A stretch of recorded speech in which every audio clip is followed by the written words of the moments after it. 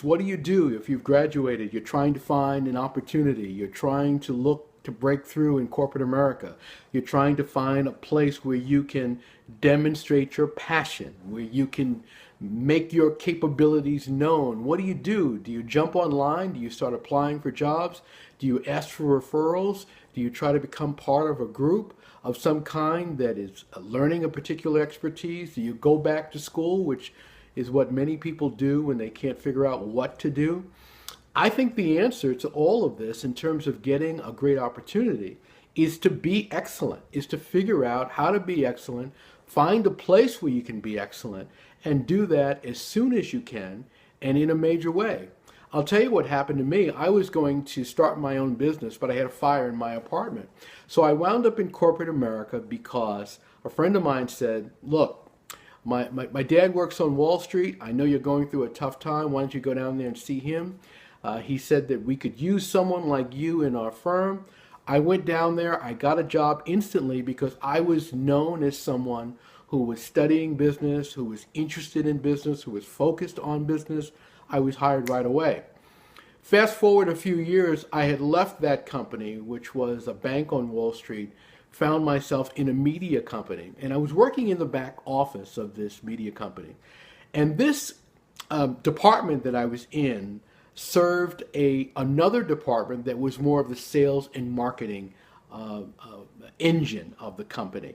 And I was very interested in getting into sales and marketing because I knew, first of all, that's where the action was, that's where the money was, that's where the opportunity was, and it was key for me as someone who wanted to be an entrepreneur. There was a new executive who had come on board, and when he came on, a lot of people were critical of him. He's a big, tall, lumbering guy. He seemed a little awkward at times, very much old school, nice personality, but didn't know a lot about the detail. A lot of people made fun of that. But one of the fellows that I knew said, listen, why don't you come and meet him, shake his hand, and I came down to the department. I met him. He said, have a seat, sit down. How are you, Andre? Nice to meet you. Tell me about yourself. And I started to have a conversation with him. And I realized that this was the first executive who really was interested in what made me tick. He was interested in what I thought, what I wanted my future to be, and he was trying to get to know me. It was all of 15 minutes that he had a conversation with me. But those 15 minutes made a difference to me. And I realized that I was, at that moment, going to decide to serve him the best way I could. That I was going to make him more successful because I was intrigued by his background, his personality, what he did, and the opportunity aligning with that department had for me. So I went to work. I went to work demonstrating that I was excellent. I would work on budgets. I would work on proposals. I would come up with ideas. I would stay late. I would give him a call, see if he was still in the office. I'd go downstairs, have conversations with him. And in a short period of time, he was pulling me into meetings and into situations and getting approval from my formal manager to bring me into opportunities. I was traveling on his behalf. I was going to meetings at companies where he was looking to do deals with, companies where he was trying to acquire these companies and merge them into our firm. The opportunity that I was exposed to as a result of taking that step was enormous. I was exposed to deal making, to acquisitions, to budgets, to marketing strategies, to new technology, to the international implications of our firm.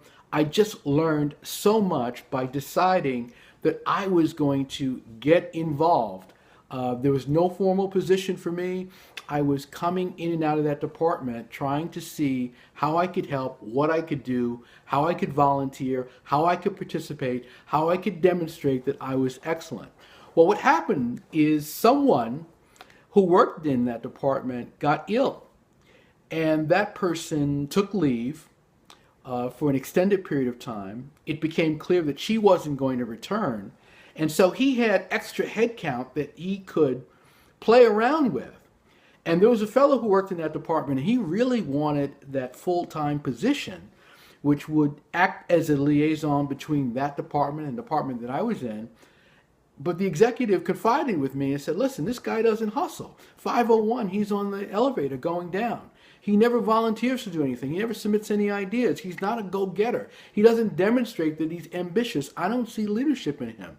He said, Andre, I want you in that role. I want you in this department. In fact, we'll redefine that so that we can make it more appropriate for your skills and more appropriate for the things that we really need.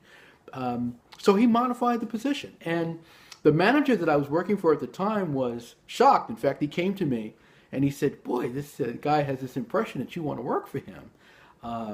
And I said, I do. And so I wound up in that position. By the time I was in my mid-20s, I was a vice president of marketing and sales. I was traveling around the world. I was involved in the highest level deals. And that all came about because I decided that I was going to go to work for someone who was dynamic, who was energized, and who was committed to being successful. And I wanted to make him more successful and in turn myself more successful. That's the secret. It isn't in what kind of jobs are being offered online or the program that can get you in or the internship that runs out and you're wondering, okay, now what do I do?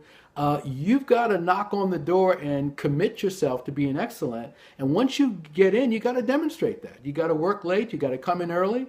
You got to be willing to be committed to an objective that will make that organization grow. If you do that, you will grow. If you prove that you are excellent, the organization will become excellent and everyone will be that much better for it. Go to work. Find yourself a dynamic person to work for. Be excellent in the process, and you'll be able to define your own position, define your own future, and you'll be successful. You'll be able to call yourself successful. If you like this tip, give me a thumbs up. Let me know. Make sure you subscribe to my channel because there's more to come. I'll see you soon.